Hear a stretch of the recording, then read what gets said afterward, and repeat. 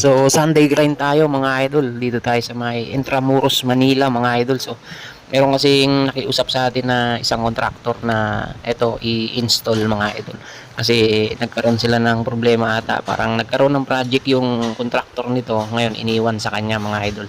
So kailangan niyang maikabit kasi may deadline kasi sila rito. So office partition pala ito mga idol. So hanging type yung sliding niya.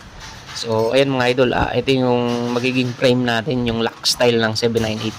So, mas maganda sana kung traditional na lock style, mas maganda tingnan. So, hindi ko alam doon sa contractor bakit lock style ng 798 yung kinuha niya. So, ayan mga idol, lalagyan natin ng angular sa loob yan, patigas. So, ito yung mga gulong niya, yung mga fittings. So, para pag tinornilyo natin yung guide ng roller is hindi siya hahapitin or hindi siya pupunitin dahil sa bigat ng salamin. Nasa 1 meter by 6 feet yung kanyang nito mga idol, yung salamin niya. So napakabigat, 6 mm. So kailangan nating patigasin ng gusto yung kanyang framing tsaka yung pagsasabitan na roller mga idol. Dahil mahirap kapag bumagsak, kapag napunit yung kanyang aluminum. So ganyan yung ginagawa namin mga idol para mas matigas siya. So tapos yung sealant na lang paikot ang natin diyan para mas tumibay pa siya. So ayan mga idol, dulo-dulo lang naman ang kabit niyan. Yan na yung pinaka-guide niya. Tapos isusuksok na lang natin yung pinaka guide ng roller diyan.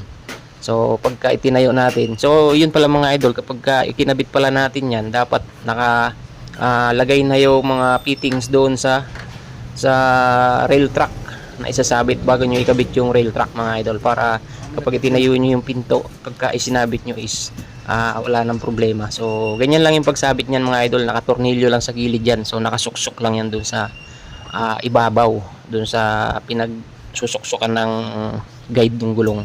So naglagay din tayo ng astragal dito para meron siyang banggaan. So hindi siya umakalog pagka nakasagad na siya doon sa may lock mga idol. So ayun mga idol, patapos na rin tayo. Yun kagandahan lang kasi dito sa mga ganitong hanging type mga idol, wala siyang release sa baba. So malinis siyang tingnan, wala siyang obstruction.